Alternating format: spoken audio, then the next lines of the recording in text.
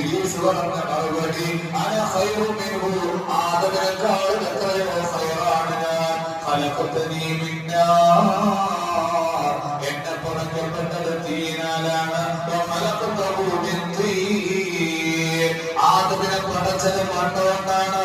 ആ മണ്ണിനേക്കാൾ എത്രയോ പവിത്രതയുള്ളത് തീയിരിക്കാണ്. അതുകൊണ്ട് തന്നെ ആദമിനെ ഞാൻ സുജൂദില്ല എന്ന് ആദ്യമായ നിയമലംഘനം നടക്കുന്നത് ആദമിനോടുള്ള അസൂയ കാരണമായിട്ടാണ് എന്ന് പരിശുദ്ധമായ ഖുർആനിലൂടെ അല്ലാഹു സുബ്ഹാനഹു വ തആല പരിചയപ്പെടുത്തുകയാണ്.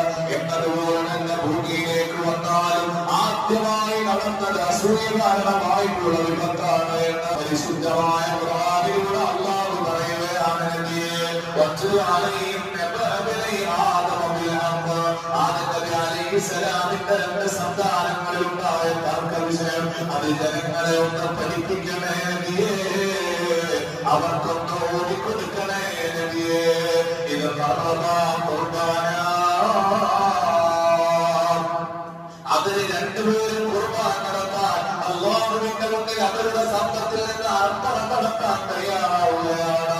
അതിലാണെങ്കിലോ വലിയ ആട് കച്ചവടക്കാരനാണ്. അതിൽ നിന്ന് ഏറ്റവും മെച്ചപ്പെട്ട ഒരു ആടിനെ അല്ലാഹുവിന്റെ മുന്നിൽ അർപ്പണം നടത്തുകയാണ്. അതേ സമയത്ത് മറുഭാഗത്ത് നാദിയിലാണുള്ളത്. നാദിയിൽ വലിയൊരു കർഷകനാണ്. പക്ഷേ ആ കർഷക വിളയിൽ നിന്ന് ഏറ്റവും മോശമായ വസ്തുക്കൾ കൊണ്ടുവന്നാണ് അർപ്പണം നടത്തിയത്. അതുകൊണ്ട് തന്നെ ആ നാദിയിന്റെ അർപ്പണത്തെ അല്ലാഹു സ്വീകരിച്ചില്ല. ആ വീടിന്റെ അർപ്പണത്തെയാണ് അല്ലാഹു ഏറ്റെടുക്കുന്നത്. അതിൽ ഒരാളുടെ ഖുർബാൻ അല്ലാഹു സ്വീകരിച്ചു. മറ്റേയാളുടെ ഖുർബാൻ അല്ലാഹു സ്വീകരിച്ചില്ല. ഈ ഒറ്റ കാരണം വന്നപ്പോൾ വീണ്ടും അസൂയ മുട്ടുകയാണ്. ഹാബീലിനോടുള്ള അസൂയ വീണ്ടും കൊണ്ടുവരികയാണ്. ആ സമയത്താണ് ഹാബീൽ പറഞ്ഞത് ഹാബീലിനോട്, നിശ്ചയമായും ഞാൻ നിന്നെ കുഴികളെയും നീ ഇവിടെ ജീവിച്ചിരിക്കുന്നത് കൊണ്ടാണ് ഈ പ്രശ്നങ്ങൾ ഉണ്ടാകുന്നത്.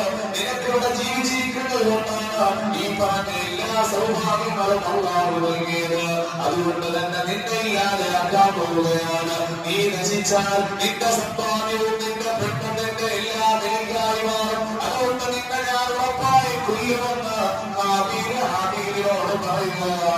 ആ സമയത്താണ് ഹാബീലിനോട് ഹാബീൽ പറയുന്നത്,